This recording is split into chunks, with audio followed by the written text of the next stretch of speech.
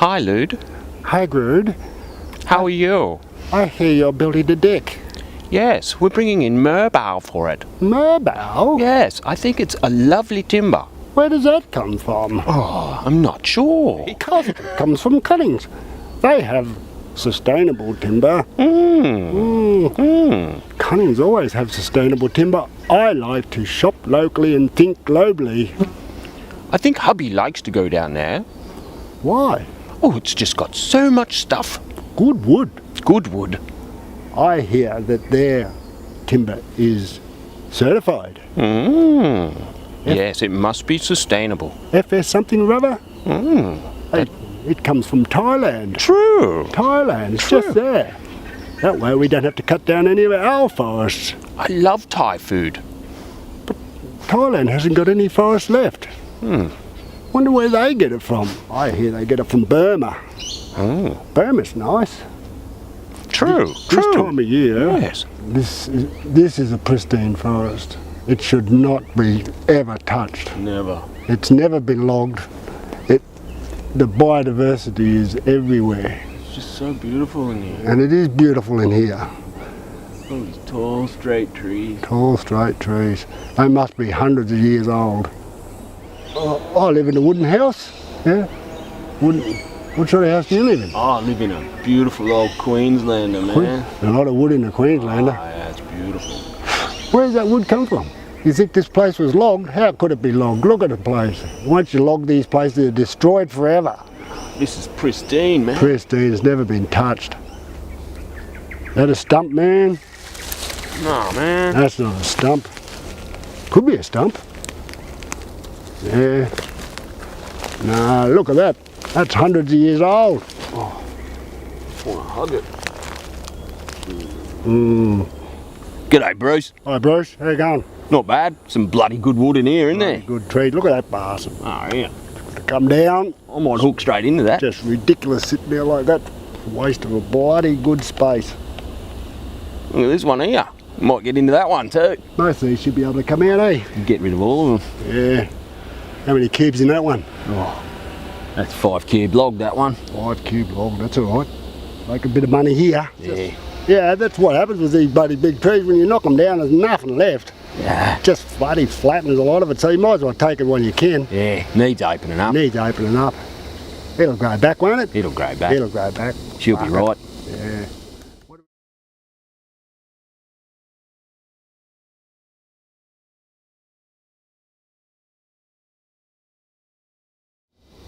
Hello, Sean. Hey, Dave, how's it going? Yeah, not bad.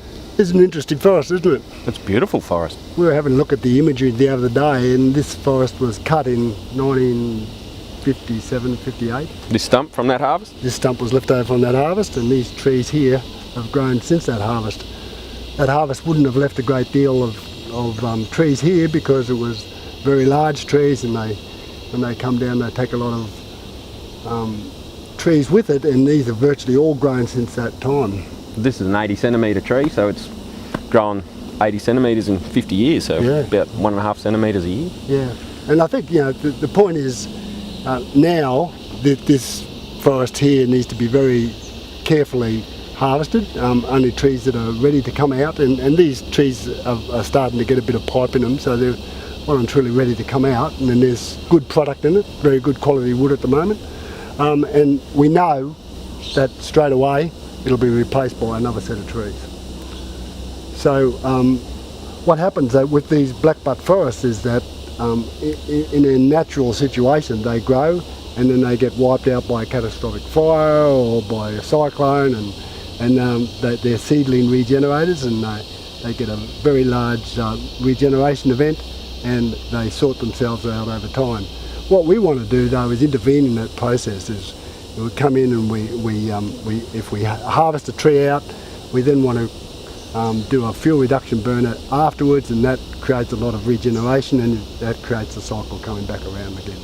And in that case, we'd even get better growth than was achieved in this situation.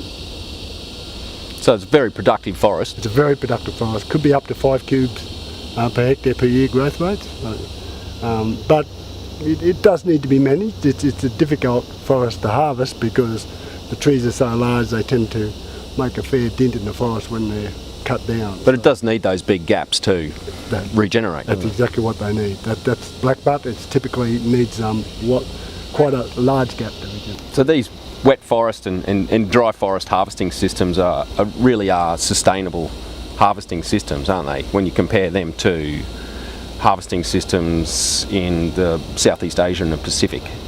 Yes, well, the trouble is with those harvesting systems is that the vines that come up after their harvest there just take over everything, and it just wrecks the regeneration. And indeed, it's all done by multinationals, and the multinationals get the money and the locals get nothing. And in the end, very little timber comes out of those areas into the future. But you can see this block here, this was 50 years on. It is a truly sustainable industry that has grown and replaced this. In fact, we've got two that's replaced that. And we can demonstrate this all over Queensland, that these systems that regenerate and continuously recycle and replace the timber that's removed. So from a wood supply perspective, if we manage these forests in a manner that they can be logged every 30 to 40 years, or even sooner than that, we should be able to maintain a fairly healthy forest industry, shouldn't we? Well, it's critical. I mean, we shouldn't be removing or moving timber from thousands of kilometres away into Australia when we can grow timber here. Everyone constantly talks about this, the carbon footprint. I think this is literally a carbon footprint, isn't it? Yeah, definitely. And it should be, we should be utilising local woods, not imported woods. So when we select the trees that we're going to cut out of here, obviously we retain a whole series of habitat trees if they're here, and if they're not here, then we retain trees that will turn into habitat trees over time. But at the moment we look to keep at least 6 habitat trees per hectare, and the science says that that's more than enough for the arboreal animals that tend to live in these forests.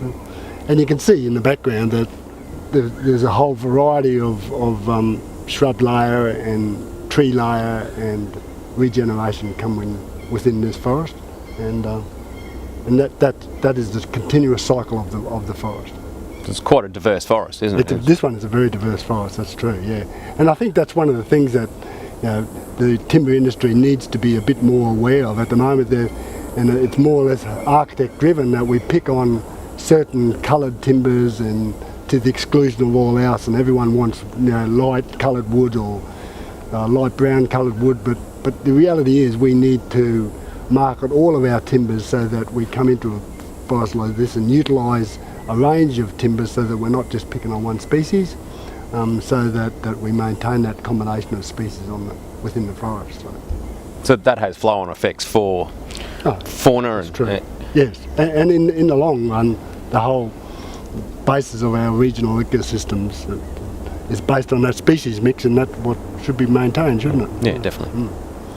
It's hard to credit that in Queensland we import about 100,000 cubic metres of sawn hardwood a year when we've got it growing all over the place. A lot of it needs to be managed a lot better to improve the productivity, but it's pretty ridiculous, isn't it? It is, definitely. That we import that much timber from fairly poorly managed, and not just from an environmental perspective, but from a productive perspective and from a social perspective, that within the island of the South Pacific and indeed in Southeast Asia and New Guinea, those forests are